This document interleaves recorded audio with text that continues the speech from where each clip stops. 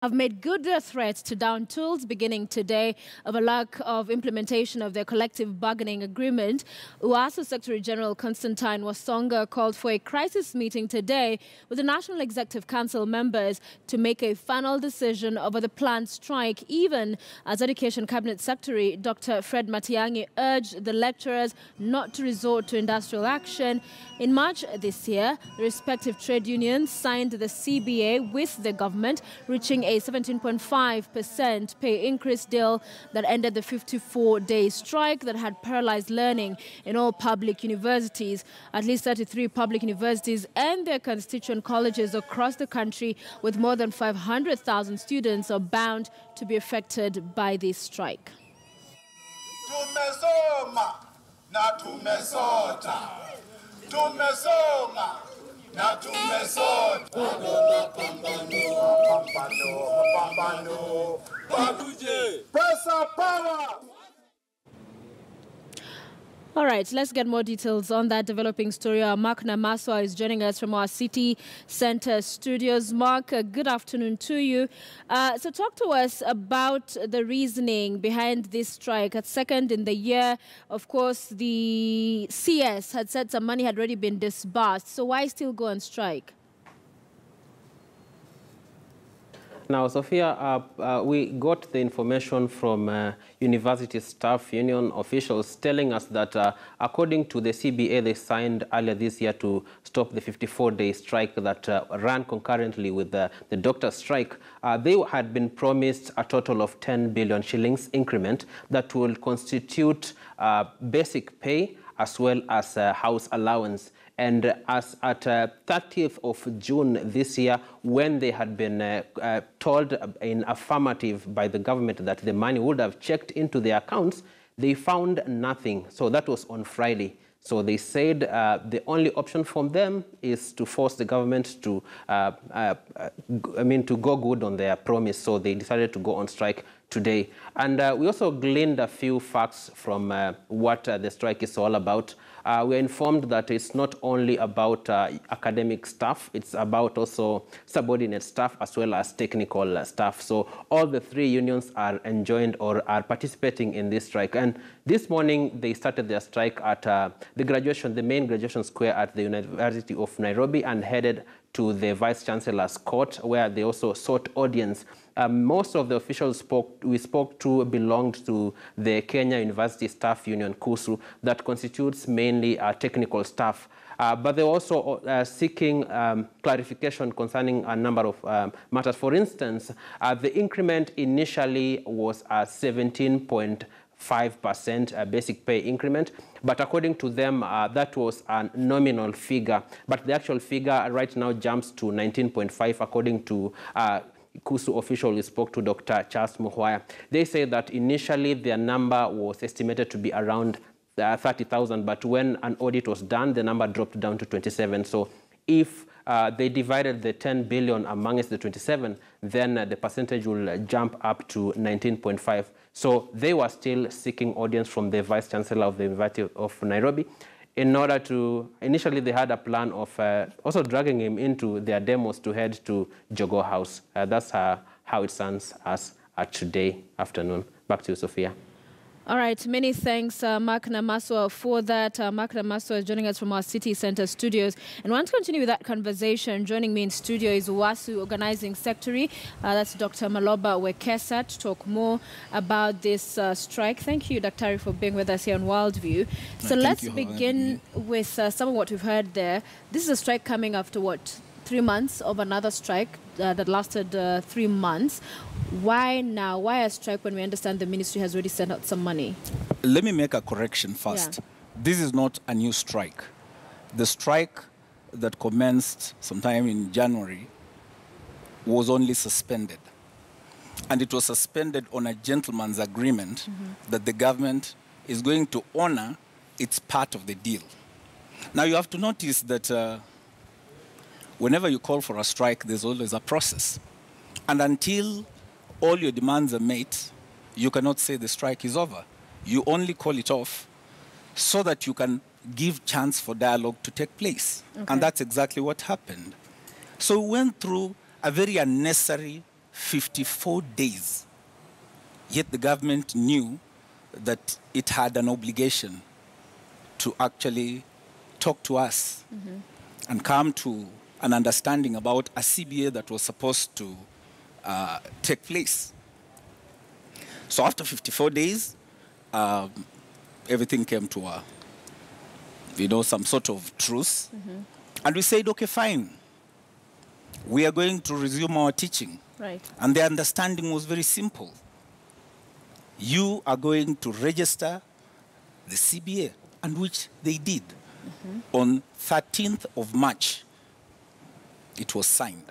Now you have to remember that the government had already given a commitment letter by 10th of February saying that they had 10 billion to disburse to lecturers. In fact, at that point in time, the only contention was whether the pension that was supposed to be, they actually wanted the pension to be included in that 10 billion.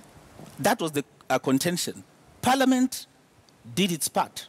It approved an amount to cover for that pension. So meaning that the 10 billion was supposed to be divided amongst the 3 unions. There was even an agreement. We formed a national implementation committee, which sat down for quite a while. The 3 unions, which ones? Yeah, that is WASU, KUSU, and Kudehia.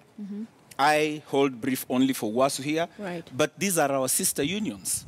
When we go on strike, of course, as comrades. So that happened. And it was quite amicable. What we are wondering is, why is the government reneging on its part?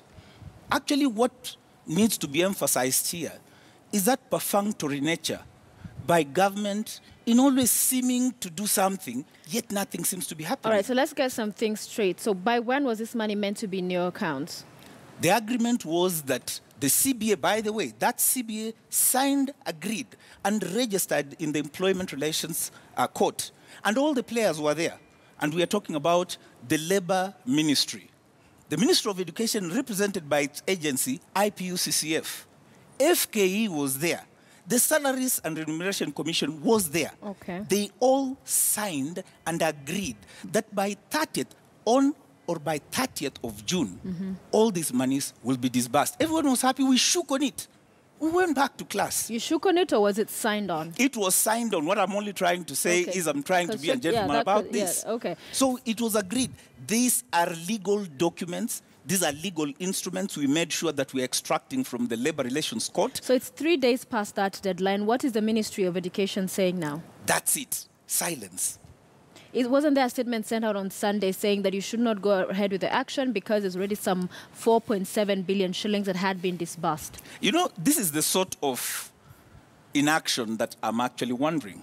If by February you said you had 10 billion, why are you trying to offer us, when you're already 4 years late, why are you trying to offer us morsels? This is the kind of things that actually pain lots of lecturers. Why are we being taken for granted?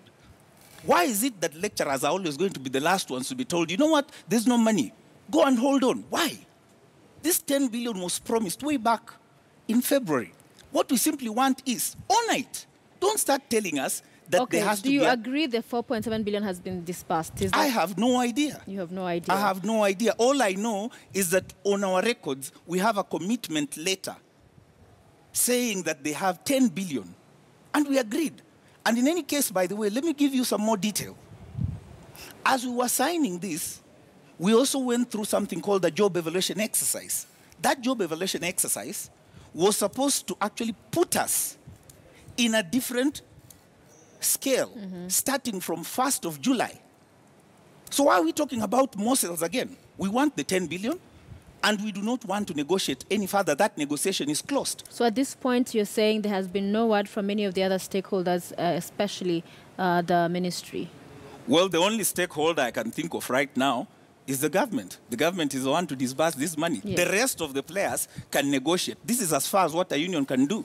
So there's no word from the government? We haven't had it yet. Because the only thing we can rely on is something written down. And so, insofar as it is right now, we have something solidly written down from the commitment letter saying they have 10 billion, from the certificate showing that we have registered this CBA. That's what we have. So talk to us about the implication of this, because you had a 54-day strike before. Yes. It had vastly affected the students and the school learning calendar, universities if you like. Yes. So here's another strike. It's unclear for how long it's going to continue. But talk to us from the eyes also of the student and what this means. I really pity the students, because the students are caught in a sort of quagmire that they have no idea how to even disentangle. In fact, university administrators must be wondering what the hell is happening here.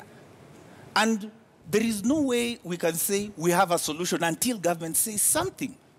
And the only thing that lecturers can hear right now is the 10 billion is being wired to their So accounts. if this has been wired, that you confirm it has. I have not confirmed if anything. If you do, would Yes. that allow for you to go back to work as No the way. rest is discussed? I want to be very categorical here. We are not going to start negotiating the percentages we are going to be given if there's a commitment by someone who owes you money. Let's say someone owes you money 4 The years government down the didn't line. ask to stagger the payments? No way. The CBA was registered and everything was supposed to be paid by 30th of June. Okay. That's it. There was nothing in fine print that we are going to pay you in certain doses. No way. In any case, the CBA that has just lapsed, you have to remember that. The CBA that has lapsed, these lecturers have never earned that money. All right. Before we wrap this up, what does this mean again for the students? Because they're the ones, as you said, they're caught up. It's unfortunate. But what does this mean in as far as their learning, their courses, those who are set to graduate? What does this all mean? In fact, if anything, I would have even explained to you the kind of mess that is being created. And the right person to answer that would probably be the CS of Education. Let him tell us what he wants us to do. Every time we have an agreement, it looks like the agreement is elastic. Someone is always going to bolt out of the agreement. And this is legally binding. So you can't tell us now, what do we do? Let the CS tell us what we should do. And you know what? It's simple. Why But are you're not these answering money- my question. Yes. What this means for your students. What it means for the students is that programs are going to be disrupted. That is obviously going to happen.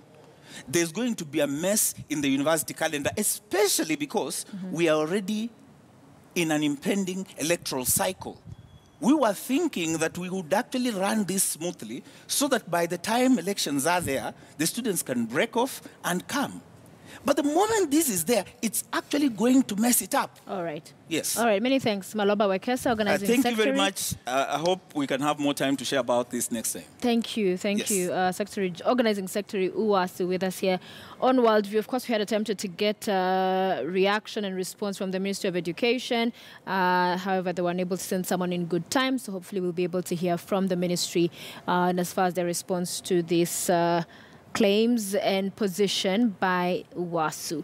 Let's move on to other news. And the European Union Observation Mission in Kenya has warned of possible election violence